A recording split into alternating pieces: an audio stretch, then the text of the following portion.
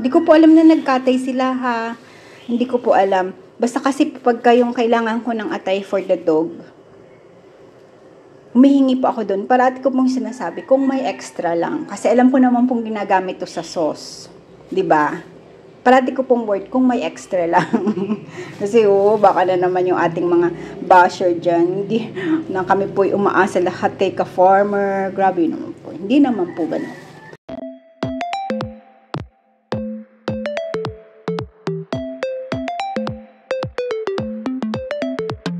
Good morning, Mother! Okay na yung menu natin? Munggo, tapos adobo, tsaka fish. Hihingi na lang ako ng ng dahon ng ampalaya. Ha? Ikaw ang kukuha? Baka ratrating ko, no? Namumunga na po. Actually, nakakuha na kami ng mga ilang bunga dyan. Tapos madaming bulaklak. Diba? Tinatsaga ko po yan ng ating fermented. Ang dami pong binulaklak. Ayan diba? Yung fermented natin. Na pang... Ilang puno to ma? Na pandilig. Yung fermented na kanin. Tapos na may molasses. Na may mga hasang-hasang ng isda. Ilang puno to? Isa lang. Hingi ako ng para makaano tayo. Hingi ako ng 2 puno. Ayan. Dahon? Oo. Ako na lang kukuha. Natakot kang ratrat anuhin ko. Ganun ba? O sige. Natakot siya eh. Tapos lalagyan natin ng dahon ng malunggay na kaunti. Ayan, may malunggay naman tayo. Tapos dahon ng sili. Ayan. Ganda po yung dahon ng sili. Nakatago lang ang ating sili. Nagdilig po ako. Kahit umulan, dapat po ang oregano natin yung medyo siya, yung nasa saturate siya ng water para mas magaganda ang dahon. Tingnan mo po, aandap-andap lang. Aandap-andap ng oregano ni Mama Inky. It's okay, darling. Magpakalago kayo, ne? Dahil kayo ang aking buhay.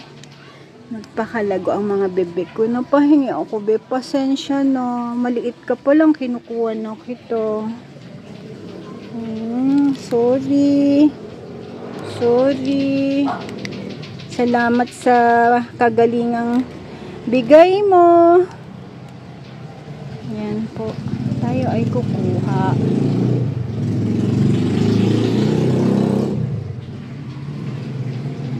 Kasi nga, ganito po yun. Pag yung feeling alright ka na, parang tinatamad ka na namang gumawa. Pero kahapon po, diba, nag-blender ako. Kaso, yung aking garlic, tanghali lang. Nung gabi na, sabi ko, parang okay na. Hindi na naman ako nag-garlic kagabi. Kasi mainit po talaga sa katawan. Kaya lang, pagka umaga nga, paumaga na, ayan na siya. Parang nabubuhay ulit yung lakas ng virus. Maganda lang po talaga. Nasusuppress mo siya. Hindi nagtutuloy. Kaya, dapat tuloy-tuloy lang ang laban. Dumating na po si Daddy. Andito na siya. Tapos ito po, makakita niyo siguro sa vlog ni na brother. Nagkatay po sila ng baboy. Ayan po, binigyan nila kami. Kasi nag-message po kaninang umaga.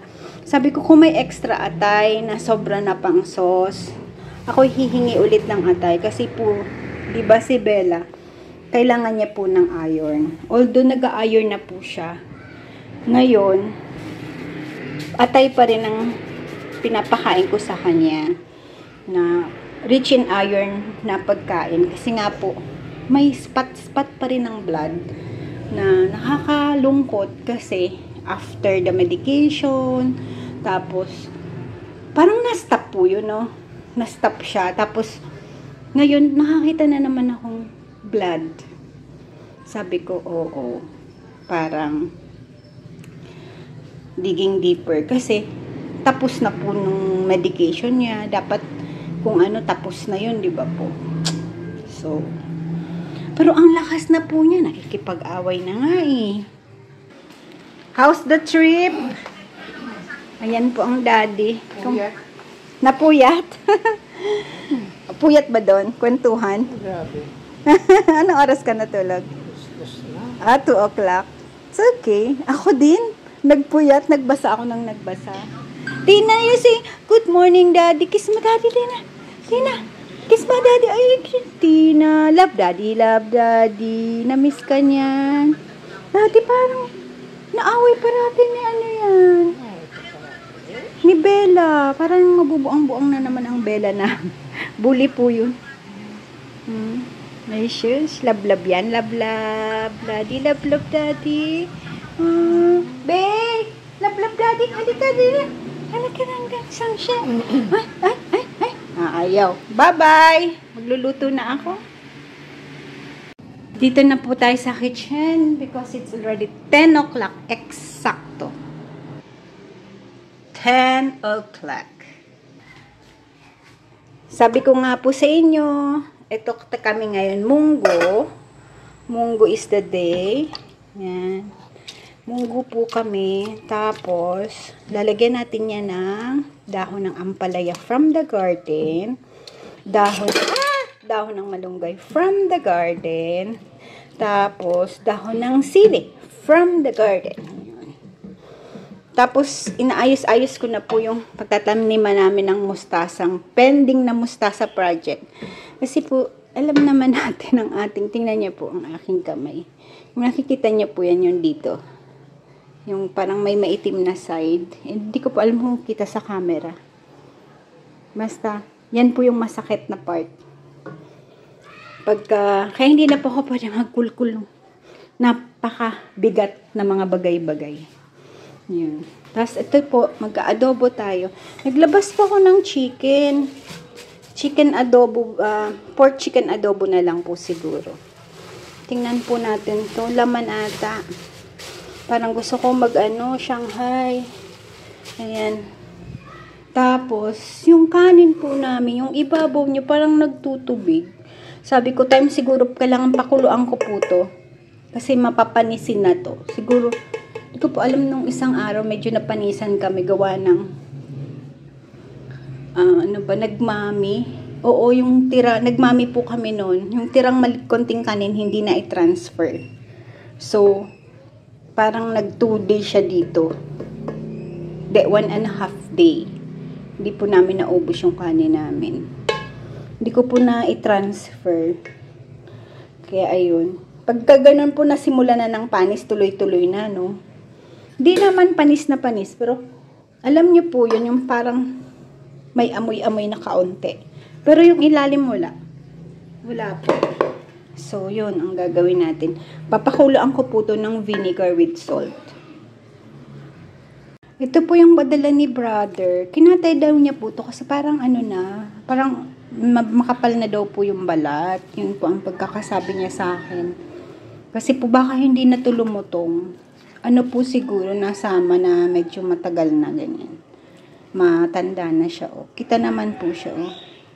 Tapos, yan, isang pata, tapos dito sa may belly part, ayan. Ayan po, oh. Ayan siya. Tapos yung atay po ito. Ito po talagang hiningi ko gawa ng, hindi ko po alam na nagkatay sila, ha. Hindi ko po alam. Basta kasi pagka yung kailangan ko ng atay for the dog, humihingi po ako doon. Parati ko pong sinasabi, kung may extra lang. Kasi alam ko naman pong ginagamit to sa sauce. 'Di ba? Parati ko pong word, kung may extra lang. Kasi baka na naman yung ating mga basher dyan. Hindi na kami po'y umaasa lahat kay ka-farmer. Grabe naman po. Hindi naman po ganun. Wag naman po, wag. Wag po ganyan. Dahil hindi naman po yan totoo. Wag po. Ito po, aadobohin natin with chicken. Konti lang naman.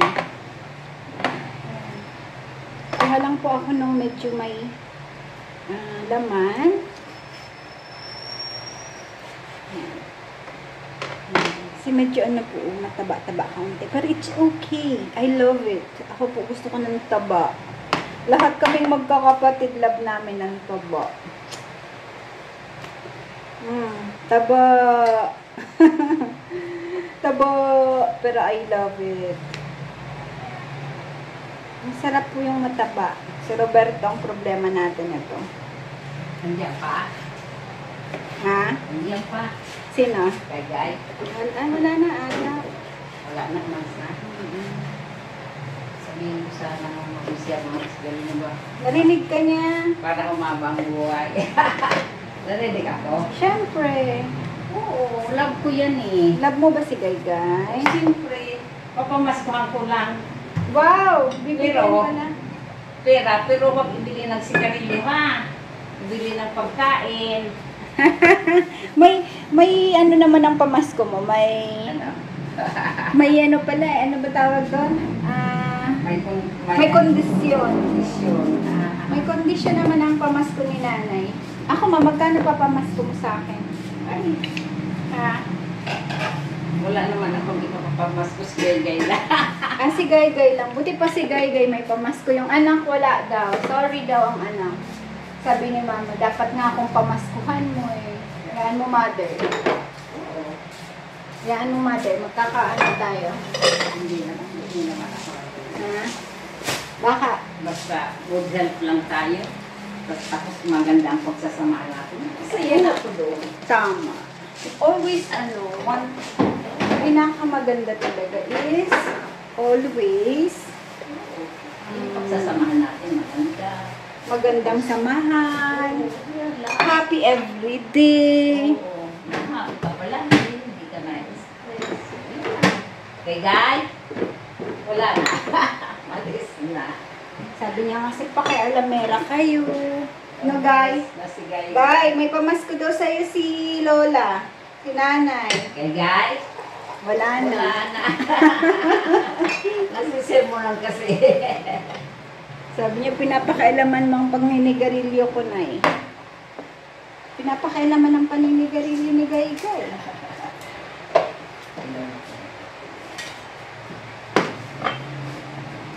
Masaya naman sa pililukuloko. Ay, gusto mo nito yung hindi maasim, no? Alin? Gusto mo niyan yung may... Hindi kanya pala kakain, may suka. May kumakain suka ng ka ba? Pag nag-aadobo ka, may suka din. Oo, may suka. Ikaw na kaya magtimpla nito. Nalagyan ko na yan. Nang, Toyo, suka. pwede na yan. Tapos lalagyan ko na lang ng honey konti. Pwede na yan. Laki naman, oh. Hindi okay lang. Oh, sige. Ayaw lang maka. Baka maano eh. Baka mano. Oo. Puro taba kasi. Pagkat niliitan, lalong maano yung taba. Lagyan kong konting tubig, siguradong matigas to, no? Kunti lang. Eh, hindi pa matigas yun. Ma. Bata pa. Ma, nakita mo yung balat kung gaano kakapal. Talagang matigas. Kaya nga ano na eh, unahin ko na siya. Oo. Doon. Dahil ano to, baka bukas pa yan. Baka hindi lumambot. Hindi, Ulang-ulang. lalagay ko tayo. naman yung mamaya yung chicken. May chicken pala dito. Anong chicken? Ilalagay ko dito, mamaya-maya. Pwede yan. Kasi madudurog yan sigurado. Baka mas masarap ang ganyan. Pork chicken, no?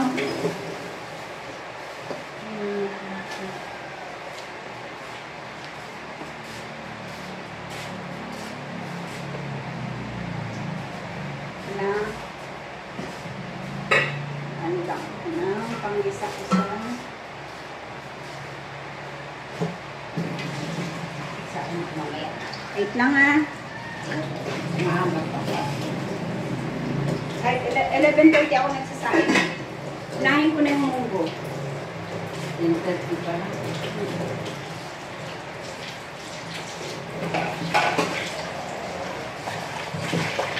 Ay, ano bang pala siya? Ikaw na ano? Pwede na yun. Umahan ko lang ng kaunti. Marinate ko na. Sige, ma, magpahinga ka na. Hindi naman lahat. Gisa lang naman ako ngayon eh. Kahit ito ilalagay sa ano, munggo, tugas mo yan. Ayan, thank you. Ano lang ako ng... Ito po, luto na ang ating munggo. Tapos, ito po yung ating adobo. Pork chicken adobo. Ayan. May mga mataba lang pong part, pero marami din po yung may laman-laman na yan. Yung taba po sa akin yan. Siyempre, kapatid ko si Timmy's Planet. Mahilig sa taba. Yan. Tapos, ito po yung ating pinapakulong. Mga balat-balat, mga taba. Yan. Yan. Akala ko po, ano siya, sobrang tigas. Kasi, ang kapal po ng balat. Pero in fairness po, oh, pork tender na. Tingnan niya po. Oh. 'Di ba? Hindi po siya ganun katigas. Ayan, oh. Oh. Pork tender na po. Oh. Pero hayaan pa po natin siya dyan. Pwede po natin yung gamitin kung tayo ay magluluto ng mga alamang-alamang. Kasi ano na po yan eh, parang balat lang. Ito may balat taba. Yan. Pwede po siyang gawin na lagay sa mga ala-alamang. Pero ipi-freezer ko na lang po yan. Kasi pag hindi ko po yan pinag-isa-isa, hindi mo po namin magagamit. Yan. O pwede pong, ito pwedeng i-fry. I-fry po, oh. Kaya mataba. Meron pong part na maraming laman. Ayan po, oh. Ayan. Pwede po yan lagay sa mga sinangag. Diba po? Yun na lang po ang iniisip ko. Ito'y tapos na. Malapit na din yun. Iinitin ko lang po yung aming fish. Then ako po'y magsasaing na. Yan. Yan po ang ating kaguluhan sa kusina today. Tapos, iinitin ko po ito mamaya sa kanin. Gusto ko po ito na ginawa ko kahapon. Yan. Appetizer, ang sarap. Mapapakanin pa more!